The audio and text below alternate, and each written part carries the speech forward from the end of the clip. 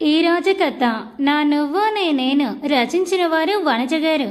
రూమ్లో నుండి బయటికి వెళ్ళేసరికి మా అమ్మ చీర కొంగు దోపుకొని రెడీగా ఉంది నాకు పనులన్నీ నేర్పించడానికి. సరే అమ్మ ముచ్చట నేనెందుకు కాదనాలని చెప్పి నేను కూడా చేతులు బాగా రబ్ చేసుకొని రెడీ అయిపోయాను. సోఫాలో కూర్చున్న మా నాన్న ఇద్దరి వంక చూస్తున్నాడు. ఆ చూపులు ఎలా ఉన్నాయంటే నేర్పించాలన్న భార్య పంతం నెగ్గుతుందా లేక నా వల్ల కాదు అన్న కూతురు బద్ధకం నెగ్గుతుందా అన్నట్లు. కానీ ఇక్కడ కూతురు మారిపోయింది అని పాపం మా డాడీకి తెలియదు కదా. ముందుకు వెళుతూ మా ఫస్ట్ ఏ పనులతో మొదలు పెడదాం అని నేను అనేసరికి నా వంక షాక్ అయిపోయి చూసింది మా సునీత.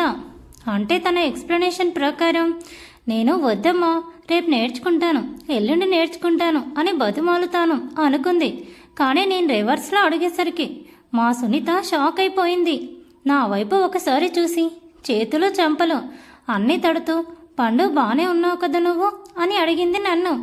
ఓ ఎందుకు బాగాలేను, చాలా బాగున్నాను, పద పద ఫాస్ట్గా, ఫస్ట్ నాకు ఏ పని ఫస్ట్ నేర్పిస్తావు అంటూ వెళ్ళి అటు ఇటు చూశాను. ఏమన్నా పనులు నా కోసం బయట పెట్టిందేమో మా అమ్మ అని. ఇది బాగానే ఉందా లేదు ఏదో గోల్ పెట్టుకుని వచ్చినట్టు అని స్థిమితపరుచుకునిందో ఏమో మా సునీత ఫస్ట్ ఇల్లు ఊడ్చడం నేర్పిస్తాను రా అని పిలిచింది. దానికి నేను మా నిన్న నా బెడ్రూమ్ నేనే క్లీన్ చేసుకున్నా కదా, నాకు వచ్చే అమ్మ ఇల్లు ఉడవడం అంటే. అవునా బంగారు తల్లి, నువ్వు వెళ్ళిపోయాక ఒక డస్ట్బిన్ అంత డస్ట్ ఉన్నింది నీ రూమ్లో, ఇంకా నువ్వు ఊడ్చావంటే ఎలా ఉంటుందో నాకు తెలుసు, కంప్లీట్గా నేర్చుకుందురా అని చెప్పి ఫస్ట్ కిచెన్లోకి తీసుకెళ్ళింది. అప్పటికే నాకు నేను ఎంత సెల్ఫ్ మోటివేషన్ చేసుకున్నా కూడా బై బర్త్ వచ్చిన బద్ధకం నన్ను చేయనివ్వదు కదా. నాకు కొంచెం కొంచెం ఓపిక తగ్గిపోయి రేపు చూద్దాంలే అన్న థాట్ వస్తుంది. కానీ సెల్ఫ్ మోటివేషన్కి ఒక పనైనా నేర్చుకోవాలి కదా అని గీరగా నిలబడుకొని మా సునీత చెప్పేది వింటున్నాను నేను.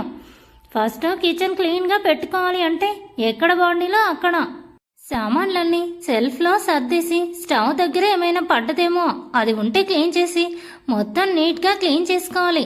అండ్ ఇంకొకటి గుర్తుపెట్టుకో, పండు ఎప్పుడు పరక గ్యాస్కి తగిలించకూడదు అని మా అమ్మ అనేసరికి అవునా ఎందుకు మా అని అడిగాను. చీపురులో కూడా మహాలక్ష్మి ఉంటుంది కాబట్టి దాన్ని మనుషుల మునివేళ్లకు కాళ్లకు గ్యాస్ పొయ్యిలకు దేవుడి దగ్గర అలా తగిలించకూడదు అని చెప్పి నాతో కిచెన్ ఎలా క్లీన్ చేయించాలో నేర్పిస్తూ ఉంది. మెల్లిగా దాన్ని ఊడ్చుకుంటూ అలాగే బయటికి వచ్చేసాను. వెనక్కి తిరిగి చూస్తే మా సునీత పర్యవేక్షణలో పర్లేదు బాగానే క్లీన్ చేశానన్నమాట. అంటే పండు ఇంకేం పో, నీకు ఇల్లు ఉడవడం వచ్చేసినట్టే అనుకుంటూ ఒక్క పనికి సంబరపడిపోయాను. కానీ నాలో ఉన్న బద్ధకమో చైల్డ్నెస్ ఏమో తెలియదు కానీ ఇంకో పని జోలికి వెళ్ళలేక అలాగే సోఫాలో పడిపోయాను. ఆకలి కేకలు బాగా వినిపిస్తున్నాయి నా కడుపులో నుండి. ఎందుకంటే రాత్రి మనం తినింది ఓన్లీ పొంగనాలు మాత్రమే, అన్నం కాదు కనుక ఆకలి ఓ రేంజ్లో పీడిస్తుంది. మా అమ్మ ఏంటి పండు అప్పుడే కుప్పకూలిపోయావు, ఇంకా పనులున్నాయి లెగు అని అంటుంటే మమ్మీ ప్లీజ్ ఇంకా నా వల్ల కాదు, తినేసిన తర్వాత చూద్దాం ఏదైనా అంటూ ఇంకో మాటకి తావివ్వకుండా వెళ్ళి డైనింగ్ టేబుల్ కబ్జా చేసేసాను. మా రఘుకి నా మీద జాలి వేసిందేమో, సునీత అన్ని పనులంటే ఒకేసారి ఎలా నేర్చుకుంటుంది, కొంచెం తనకు కూడా రెస్ట్ ఇవ్వు, నీకు మాత్రం పెద్ద వచ్చేవో పనులు, పెళ్ళయ్యాక నేను అడ్జస్ట్ అవ్వలేదా, అలాగే నా అల్లుడు కూడా కూతురు విషయంలో అడ్జస్ట్ అవుతానులే, నువ్వు పండుని ఎక్కువ ఫోర్స్ చేయొద్దు అలాగని స్ట్రెస్ చేయొద్దు అని చెప్పి నాకు స్వయంగా నాన్ననే ప్లేట్లో ఊతప్పం వడ్డించాడు. డాడీ అమ్మకు కూడా పెళ్ళయ్యాక ఏం వర్క్స్ రావా అని నేను అమాయకంగా అడుగుతుంటే అస్సలు రావు పండు, వంట అయితే మరీ ఘోరం, ఉడికించాల్సినవి మాడిపోయేవి, వేయించాల్సింది పచ్చిగా ఉండేవి, అలా చేసేది మీ అమ్మ వంటలు. కానీ నా పర్యవేక్షణలో బాగానే డెవలప్ అయిందిలే అని డాడీ అంటుంటే వావ్ రఘు నీకు వంటలు చేయడం వచ్చా అని నేను యాంగ్జైటీగా అడుగుతుంటే వచ్చినాన్నా అని చెప్పినట్టుగానే చిన్నగా నవ్వి నాకు తినిపించడం స్టార్ట్ చేశాడు. మమ్మల్ని చూసి మా అమ్మ యాస్టీస్ డైలాగ్, మీ అబ్బా కూతుర్లను నేను మార్చలేను అని. టిఫిన్ తిని కొంచెం రెస్ట్ తీసుకుందాం అనుకున్నాను కానీ వద్దు, ఇప్పుడు నేనంతగా విశ్రాంతి తీసుకోవాల్సిన కష్టం ఏం చేయలేదు అనుకుంటూ మమ్మీ నెక్స్ట్ ఏం వర్క్ నేర్పిస్తాము అని అడిగాను నేను. అంటే ఓ 3 ఊతప్పాలు పొట్టులకు పోయేసరికి పండుకి ఫుల్ ఎనర్జీ వచ్చేసిందన్నమాట అని నేను అడగడం ఆలస్యం. మా అమ్మ ఈసారి నన్ను పెరటి వైపుకు తీసుకువెళ్ళి అక్కడ వేసిన ఓ బట్టల గుట్ట అంటే మరీ 40-50 జతలు లేవు, కానీ జస్ట్ మా ముగ్గురివి 2 పైర్స్ ఉన్నాయి.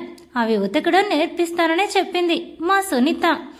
కానీ నాలో ఉన్న ఐన్స్టీన్ బ్రెయిన్ మేల్కొని, మమ్మీ ఇల్లు ఉడవడం అంటే ఓకే, మరి బట్టలకి వాషింగ్ మిషన్ ఉంది కదా, మా చేతులతో ఎందుకు ఉతకడం, చేతులు అరిగిపోతాయని నేను చెప్తుంటే, అమ్మాయి పండుగారు మా అల్లుడు గారికి మెషిన్కి వేసే బట్టలు నచ్చదంట, కాబట్టి మీ హస్తాలతో మీరే వాటికి సోప్ పెట్టి విదిలించి ఉతికి ఆరేసి ఐరన్ చేయాలి అని అప్పుడెప్పుడో మా వదిన చెప్పింది.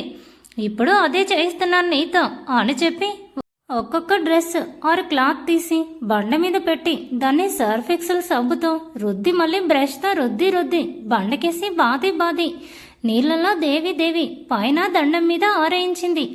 అక్కడితో బట్టల ప్రోగ్రాం కంప్లీట్. 10 జతలు కూడా లేవు, అవి అంతగా దట్టిగా కూడా లేవు. కానీ వీటికి నా నడుం పడిపోయిందంటే ఇంకా విరాట్ వేసుకునే సూట్లు, ఫార్మల్ షర్ట్లు, ప్లెయిన్ షర్ట్లు ఉతకలంటే నాకు దిమ్మ తిరిగి బొమ్మ కనబడుతుంది అనుకుంటూ నడుం నొక్కుంటూ లోపలికి వెళ్ళేసరికి మా అమ్మ బకెట్ వాటర్ విత్ మాప్ స్టిక్తో రెడీగా ఉంది. నాకు తెలుసు కదా నెక్స్ట్ ఇల్లు కడగడమే. మమ్మీ ఈ వాటర్లో ఏం వేయలేదే అని నేను అడుగుతుంటే కొంచెం లిక్విడ్ ఏదో వేసింది, నెరగా వచ్చింది. దాని తర్వాత కాస్త ఉప్పు కాస్త పసుపు వేసింది. ఇవెందుకు అని నేను అడిగితే, ఉప్పు పసుపు పాజిటివ్ ఎనర్జీని గుర్తులు కాబట్టి వీటిని వేసి ఇల్లు క్లీన్ చేస్తే నెగిటివ్ ఎనర్జీ అంతా బయటికి వెళ్ళిపోతుంది అని మా అమ్మ చెప్తుంటే శ్రద్ధగా వింటూ అవునా అని అడిగాను. అవునులే, కానీ ఫస్ట్ ఈ మాప్ స్టిక్ని వాటర్లో అద్ది ఒక పక్క మూల నుండి తుడుచుకుంటూ వెళ్ళాలి అని చెప్పింది మా మమ్మీ. వెయిట్, నువ్వు ఇంకొకటి మిస్ చేశావు అని చెప్పి వెంటనే కిచెన్లోకి పరిగెత్తి ఒక డబ్బా తీసుకొచ్చి చూపించాను. ఏంటి ఇది అని మా అమ్మ అడుగుతుంటే, నువ్వు ఉప్పు వేసావు, పసుపు వేసావు, మరి నెక్స్ట్ కారం పొడి వేయాలి కదా అమ్మ అని చెప్పాను. అంతే, నా నెత్తి మీద ఉండలు కట్టేలాగా డబ్బా అని 2 మోదేసింది మా అమ్మ.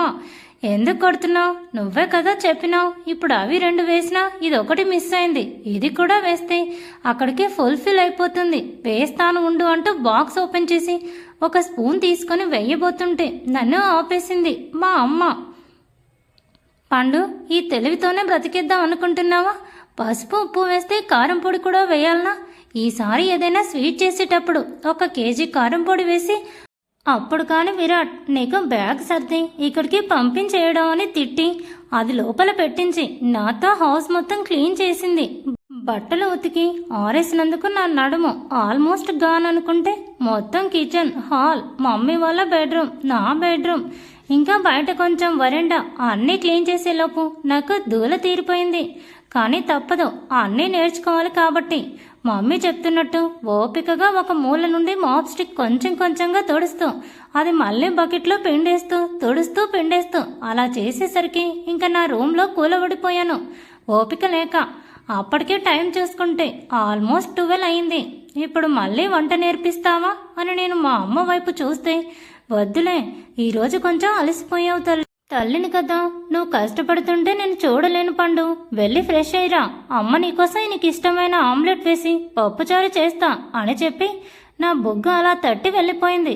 నన్ను కష్టపెట్టడం చూడబుద్ధి కాలేదా, అందుకే కదా వెనకుండి చేయిస్తున్నావని అరుస్తూ రూమ్లోకి వెళ్ళిపోయాను.